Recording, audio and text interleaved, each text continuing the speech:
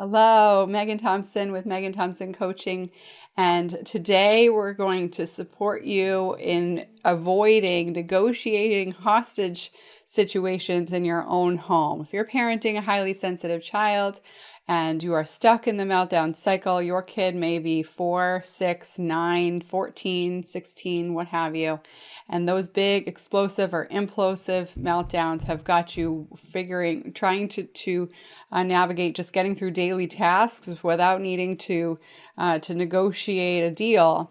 Make sure that you are sticking around.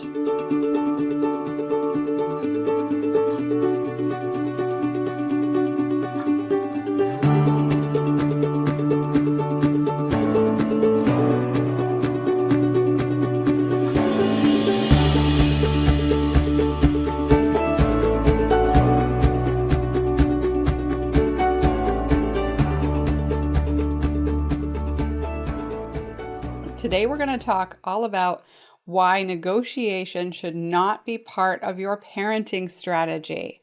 When you're stuck in the meltdown cycle, parenting a highly sensitive child is exhausting. You have a kiddo who is hitting, kicking, screaming, and you find yourself walking on eggshells on a daily basis, or it is incredibly difficult to just get a word in or a word out of your highly sensitive child or teen, especially if they are shut down and you have no idea what's going on in their mind. You can resort to some pretty ineffective tactics like negotiating, right?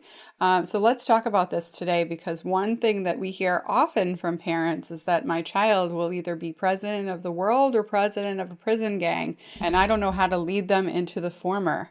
And obviously, when we know that sensitive children are full of beautiful ideas and fantastic plans, and at their best, they can be passionate towards a goal, and they can be organized in their detail orientation. Highly sensitive kids, teens, adults can make fantastic leaders. And with that being said, the key component of managing and leading others and influencing others is that you have the skills to manage your own emotions. Because if you are volatile, hostile, struggling, aggressive with your language in adulthood, right? Or anxious to the point where you are more of a follower than a leader, or anxious even worse off to the point where you're micromanaging people, no one's going to follow you effectively. You won't be able to reach your own agendas, right? And so when we think about that, we see adults who struggle with these issues while they may be gifted in their grand ideas. We can notice that highly sensitive kids end up with those challenges, even if they demonstrate that negotiation skill at a young age. And so for you as a parent, you can try to look at it from a strength-based perspective and say, you know what, this is actually a really effective skill. But the flip side of that, and what we hear from parents all the time is, but geez, it's freaking exhausting to just get my kid to do a thing. Like I can't even get out the door without negotiating how and when and what my child will have any privileges to do later in the day. And I just want my child to follow through with a general routine.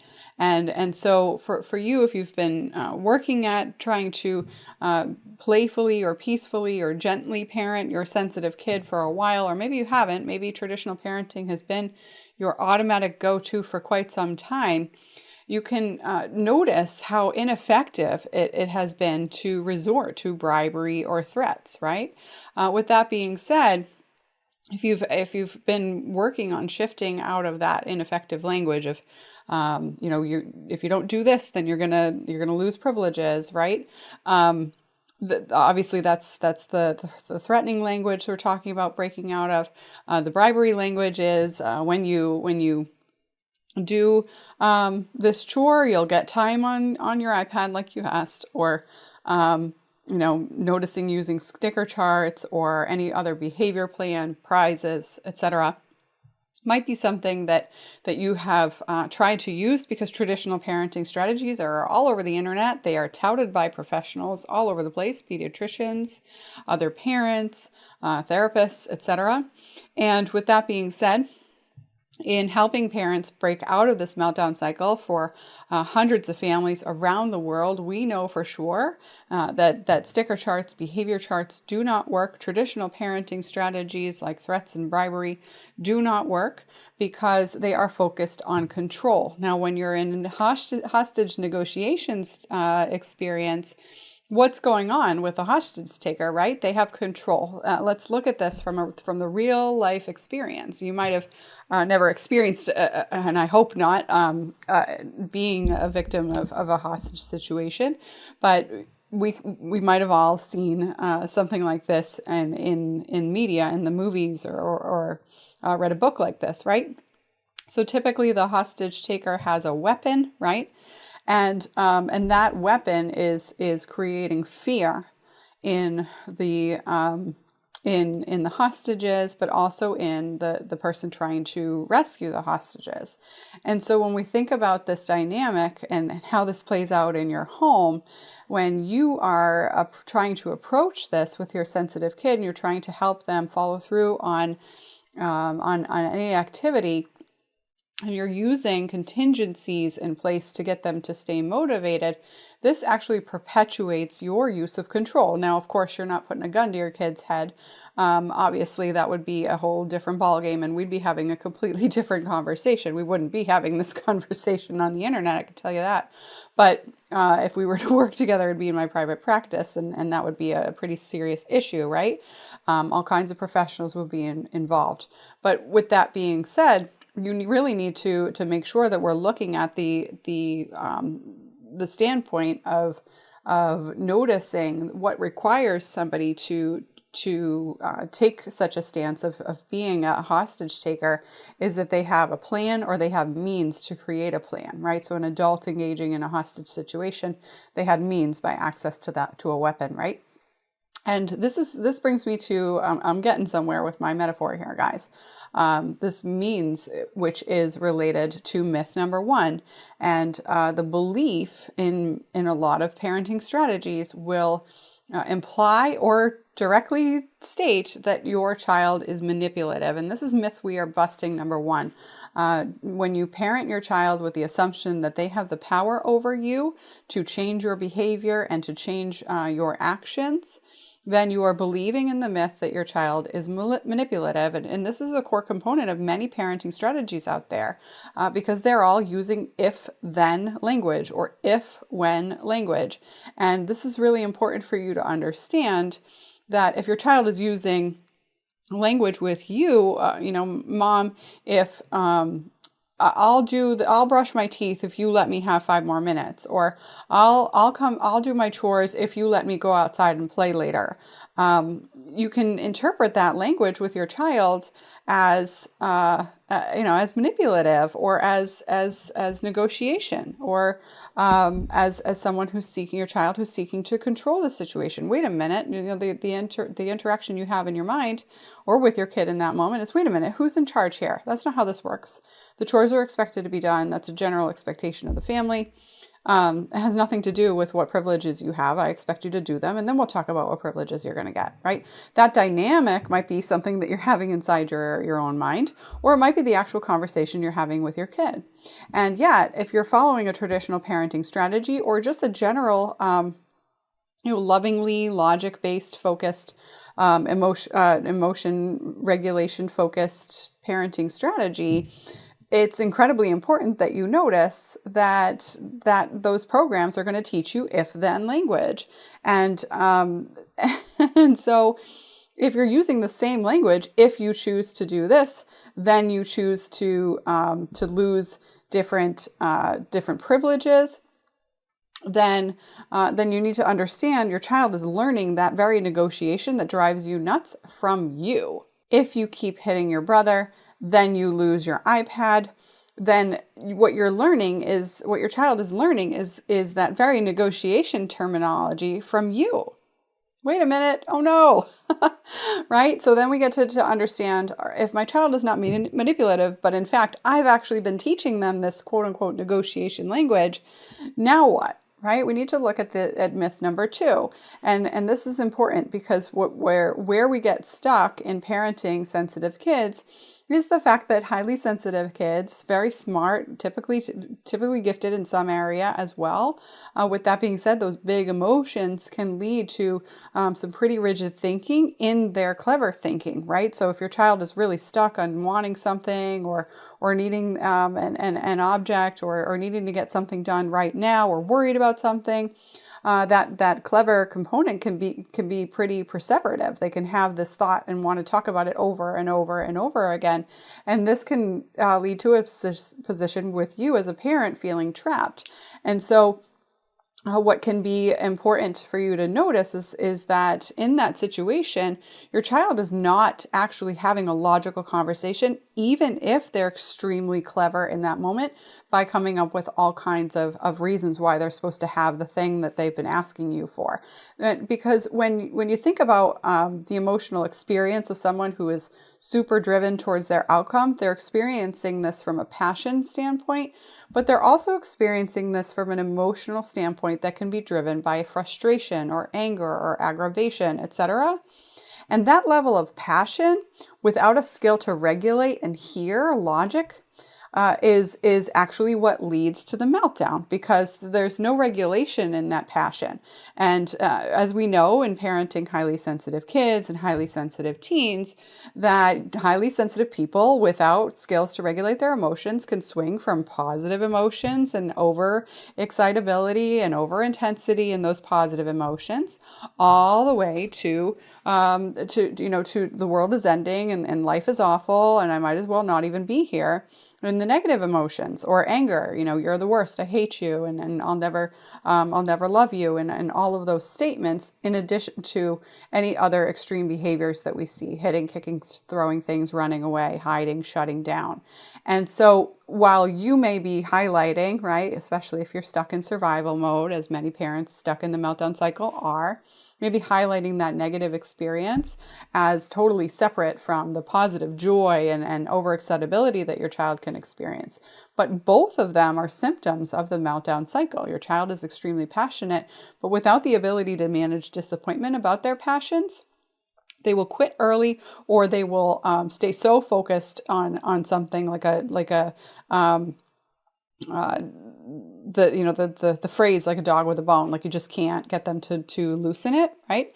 And the experience in that moment is, dude, I know you want to go next week to the skate park, but right now it's dinner time. What do you want for dinner? Sit at the table, right? We can't talk about the logistics of going to the skate park on Saturday when it's Tuesday, and I don't know if I can get you a ride, or I have to plan for your friends and all of this, right? So your kid might want an answer on a plan that's coming soon, and this level of intensity can lead you into wanting to have a conversation with your child on trying to get them to move on from this topic, or to accept the fact that you've said no. Maybe you did say no because the logistics aren't going to work out for your family on that particular day going to the skate park, whatever it is, right? Doesn't matter. What matters is the fact that your child is not able to accept the answer that you've given them. And that is an inflamed, intense, passionate response. And that inflamed, intense, passionate response can lead you to walk on eggshells. And in some circumstances, for many parents, can lead you to say, you know what, whatever, fine, we'll go, right? And so now you're in this situation where you are responding as if you are trapped, that your kid is, holding this metaphorical gun to your head. And at that point, you become the hostage victim. And so it's incredibly important that we address myth 2, which is that your child is not logical when they're refusing to do a thing or when they're harping on a topic. As clever as they may be, they are not emotionally integrated in their brain. And that is incredibly important for you to observe, because when you are, totally bought into the idea that your child is not manipulating you, you also need to make sure that you're not engaging in logical conversations at that time, even when your child is stuck and having those logical conversations. But we know that this is incredibly hard to do because there is a strength in fostering passion, right? We want children to find what they're passionate about. We want children to continue to demonstrate that their interests are of value to us. We want children to feel capable of collaborating with us. And this brings us to myth number 3. Negotiation is not collaboration. And this is really important because when we think about noticing for you and for your family, there needs to be a time and a place when you are collaborating with your children. There is compromise involved in safe and effective, emotionally healthy homes. And if your child is feeling this intense emotion on the brink of a meltdown, that experience that you're having right then and there is a clear sign that the meltdown cycle is in the way of your child learning effective skills and learning from you the lesson of compromise. So you might think that if you say, like, let's go to my skate park example. You know, kiddo is wanting to go to the skate park and super excited, and it requires you to do some real Tetris with your schedule on this coming Saturday with, you know, your other child going to soccer practice and arranging for a friend who would need a ride to the skate park, and then maybe your spouse or co-parent, if you're in a two-parent home, is coaching the third kid, right? And so there's all kinds of stuff going on Saturday, and so it would be easier for you in that moment to say, look, let's do it the next Saturday when it's less chaotic, when there's no soccer court tournament, or when Joey has a bye week in his sports team schedule, right? And with that being said, if your sensitive kid is feeling so focused on having this fun experience and has been so excited, it can be really difficult for your sensitive kid to accept the word no.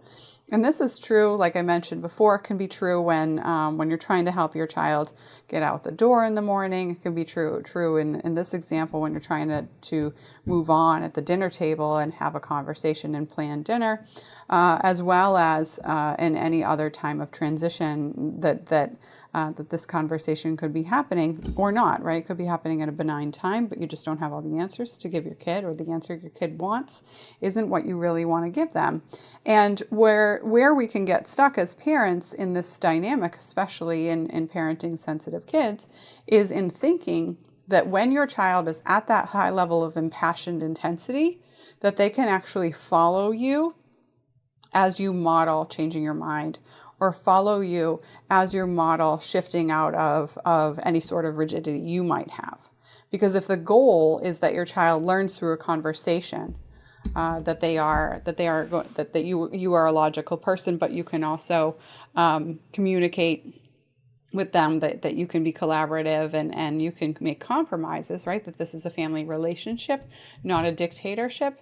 Then you might think, okay, now is the time for me to actually negotiate with my kid, and my kid will learn something from this. I don't really want to take him to the skate park and deal with driving all over the county, but they make a good point, right? What happens, however, is this might be a time when it's related to skate park, and so it's a benign, positive thing, right? Not necessarily benign. It's a passion of your child's, but it's a Saturday, so you can figure it out, right? But the skill set that you're expecting your child to learn in that moment is actually not going to be available to them when they are frustrated, angry, throwing things, shut down, and emotionally overwhelmed. And this is really important because when we think about being able to teach kids different skills, highly sensitive kids significantly struggle with a concept we call generalization. This means learning a skill and then being able to apply it in multiple situations. And so this is why parents of highly sensitive kids will say to us all the time, my kid is fine in school. My kid is fine in the community at practice, but my kid is struggling so much. It's so chaotic at home. Why? I don't get it. Or you could take that same experience and you could say, you know what, it's really not that bad because they're fine at school and they're fine at soccer, and it's just home that we need to address, right? But guess what? If your kid is having daily meltdowns, multiple times a day meltdowns, or meltdowns on a weekly basis, then none of that is fine and none of that is a surprise. It is a symptom of the meltdown cycle. Your child might have some skills in those dynamics. They also might not. They might be stuffing their emotions, stuffing their only skill of advocacy, which is raising the roof until they get what they want, because they realize it wouldn't be appropriate in those circumstances, or they're fearful of getting yelled at in those circumstances, or being ostracized socially in those circumstances. And with that being said, that builds resentment for you and dread in your dynamic, because if you know that you can be participating in these negotiation conversations with your kid, hoping and fingers crossing that your child is actually learning something from this dynamic, it's highly likely that you've also considered that your child is learning that you don't hold safe and clear and consistent boundaries. And this is where we get stuck, right? Because your child needs to learn to advocate in all avenues of their life. And they need to learn how to do that safely, accept no for an answer, and tolerate that no enough to think about a creative solution that you're not the one coming up with. And this is really important, because as a parent, when you're engaging in that tit for tat conversation, what you're doing is you're teaching your child this quid pro quo. If you scratch my back, I'll scratch yours. And that is not unconditional love. That is conditional love. If you perform in a certain way, or if you do certain things for me, then I'll do certain things for you. And that bribery dynamic actually damages your relationship with your child. They stop trusting you as a leader in your home. And with that being said, it's also important to understand the whole component of collaboration requires the fact that you see somebody else who has a different need as your equal. Right? Compromise requires a perspective of equality. Now, when we think about the understanding of parent and child, I'm not talking about staying your kid's friend, right? Because that has a whole different ball of wax of problems in managing your child. You become enabling. Your child stops believing that the limits you set are valid and necessary. They stop believing the importance of the limits that you set because you're just trying to keep your kid happy, right? That people-pleasing dynamic has no bearings in the parent-child relationship. And it's also true that, like I said before, we're not here to raise our kids to quote-unquote respect authority and follow a line and put up and shut up, because that leads to people-pleasing as well. Because children don't learn how to advocate for themselves, and highly sensitive kids who don't learn how to advocate for themselves put themselves in pretty sticky situations, because they tolerate the intuitive response of, hey, danger, danger, this is like hairs on the back of my neck. They tolerate that and don't act on it. And so those sticky situations that can be avoided, like being mistreated, being treated like a doormat, being taken advantage of in peer relationships, can actually spiral into being taken advantage of in intimate relationships, or, worse, engaging in behaviors where they're not fully present, right? So substance abuse, drug abuse, to the point where they can be taken advantage of by predators. Both in their peer relationships or older people when they're exposing themselves to ways to numb their emotions, which we know substances and drugs do that. Alcohol and drugs do that. And so as we're looking to support your child in experiencing their emotions, but also feeling regulated in that passion, it's important to notice that your child also needs to be doing the same thing when they're frustrated and angry, right? That part is probably pretty easy to pick up.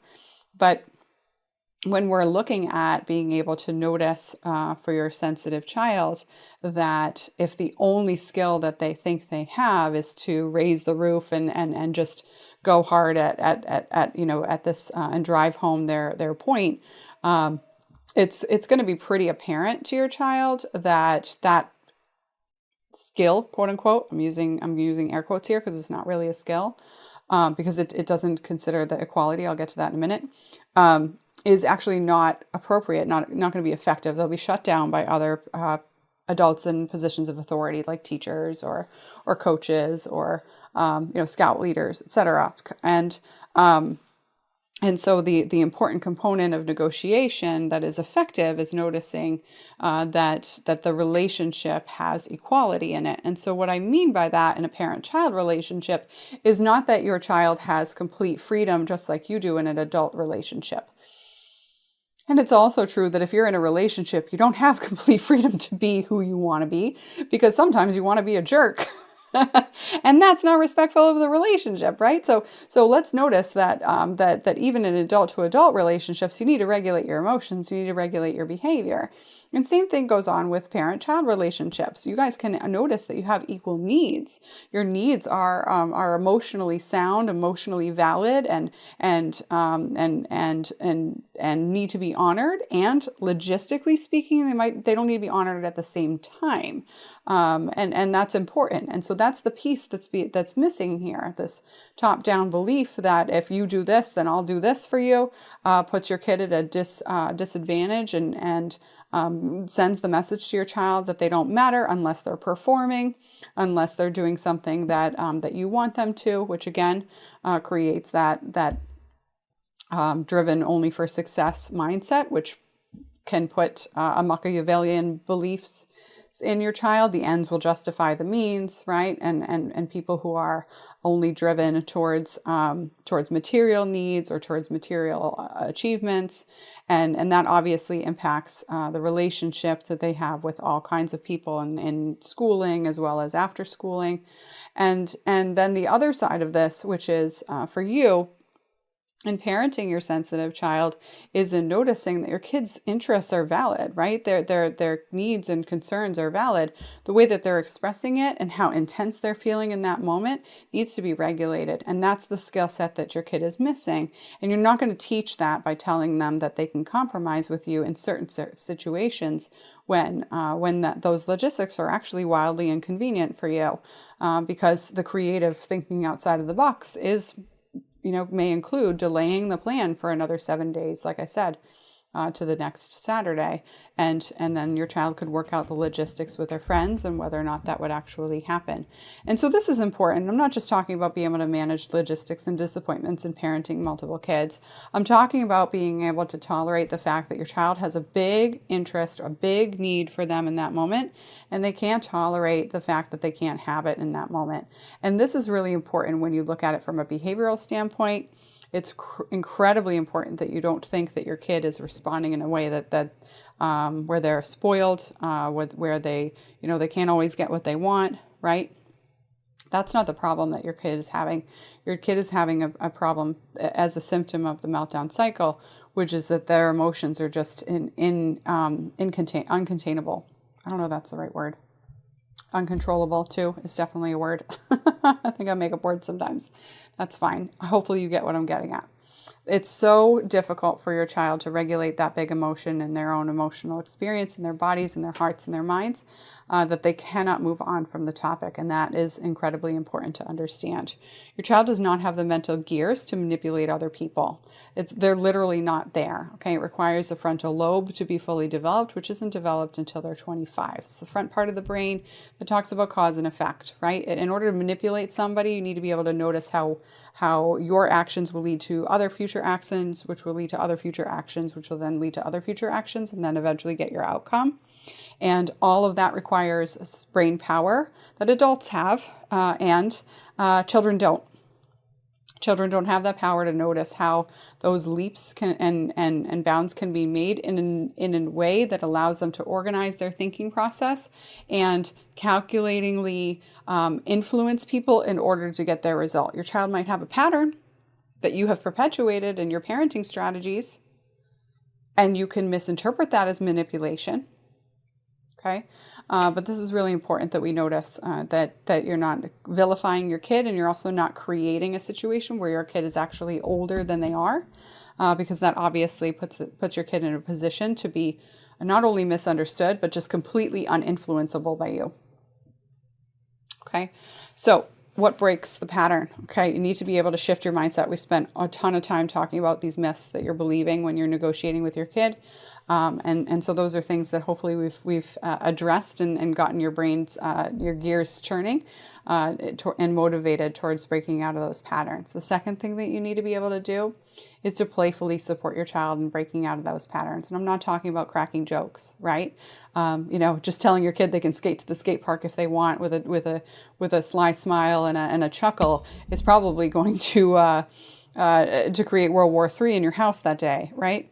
So we don't want any of that. And then the next component would be noticing that the playful engagement needs to be how your child learns, right? So having a conversation, having a logical conversation is actually not going to teach your kid. People need to learn something through conversation 400 times. That needs to be repeated in order for them to digest that material. With that being said, you can play it out 20 times, get the same result. Guess what though? If your kid is practicing something with you and your child is highly sensitive and they struggle with generalization and you're talking things out, notice that highly sensitive people struggle with generalization. And so without the skill to playfully engage your kid in an effective way, you're actually going to lose track, because every single experience you need to talk about 400 times has to be talked about 400 times. And you're going to lose your energy before that, right? You're going to lose your stamina. You're going to lose track of all of the things that you need to prioritize. And this brings me to my next point. You need to have a strategy on what behaviors you need to prioritize, how to enthusiastically flourish with your child their passion and their curiosity and their excitability about friendship, relationships, etc., without totally toppling over their inability to manage disappointment, frustration, aggravation, and tolerate things that they can't have in the moment. And that's really important to notice that needs to be highlighted alongside and in an effective way in managing their unsafe behavior. So whether that be yelling and cursing and screaming, or worse, hitting, kicking, throwing things, etc., or just completely closing off. I won't do what you asked me to do until you say yes to this thing, and just totally shutting down the connection in the home. And so all of this is necessary for you to address. And obviously you need to be able to do that in a certain order so that you can do that well and effectively, right? And this is where the next piece is. You need to be able to break it down in a anti-shame way, right?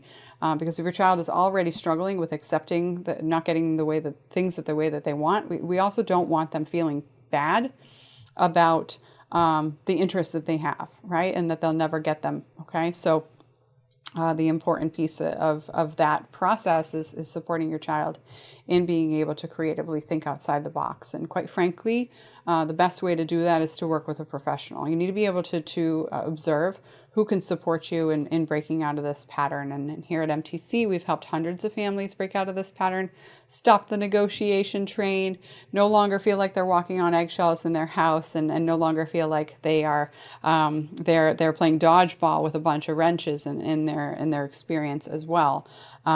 Just in terms of being able to support their kids in meeting their needs without bending over backwards.